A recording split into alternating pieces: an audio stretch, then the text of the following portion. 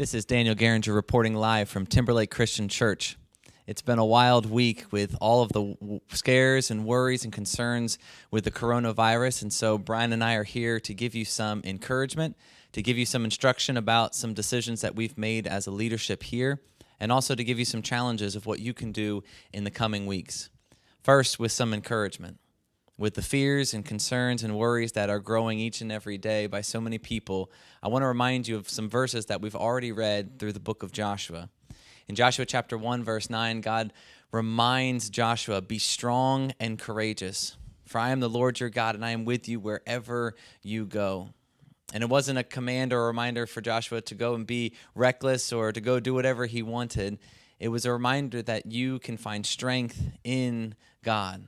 You can find courage in God, that if you remain with him, there is nothing that you have to fear or worry about. And as Christians, we don't respond the same way as the world. We respond with hope, with courage, and with trust in a God who is absolutely in control. With that said, there have been some concerns and worries that have been growing in our nation and in our state. And so with that in mind, we've made some decisions, the elders and the leadership staff together, that Brian would like to let you know about. Yeah, so these decisions are not easy.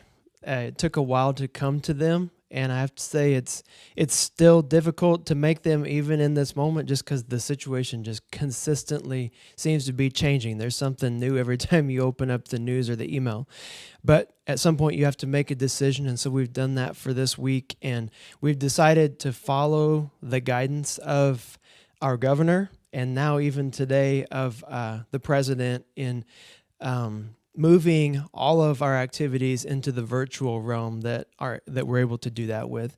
And so starting with Wednesday night, we will be offering some online digital programming for you, but suspending all of our activities for mid to large size groups here at the church.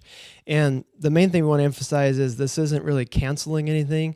We still would love for everyone, as you're able to be participating in these events, just in a different way.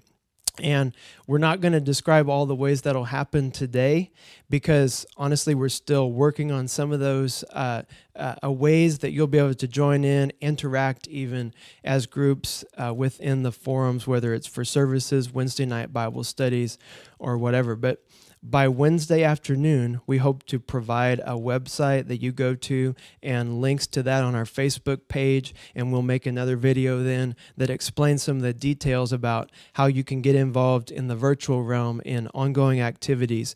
We're planning to take this on a week-by-week basis, so we're canceling activities in the building for Wednesday night and this coming Sunday, and then we'll give you another update by next Wednesday about what we're doing for the following week based on how the virus continues to spread and the continued guidance that we receive about what we should be doing.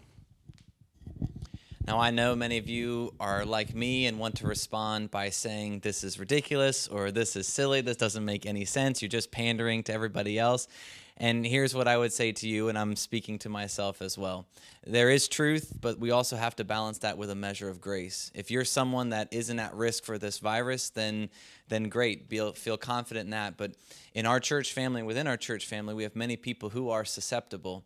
And while we might not see a huge amount of people in our area that are carrying the virus that we know of, it wouldn't take much for this to spread. And so we're not in a panic mode, but we do want to make a wise decision. Our trust is in God, but we can also be very practical.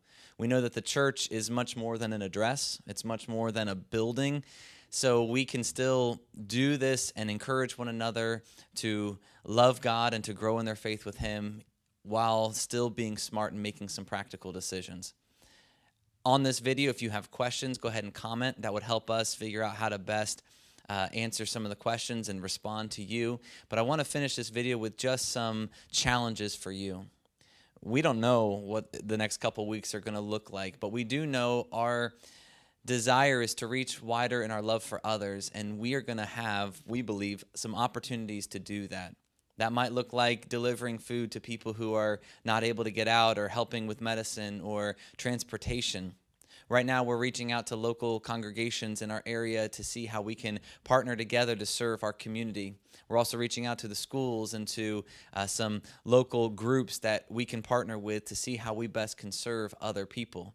This is how we can be the hands and feet of God and sharing His goodness and grace with others.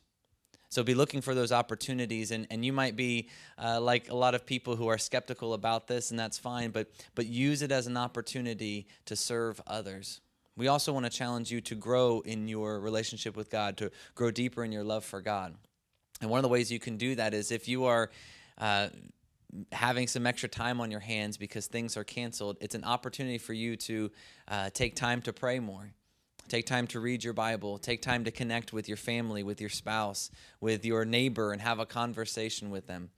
You're going to be tempted to waste that time, but I would challenge you, use it intentionally to grow in your relationship with God.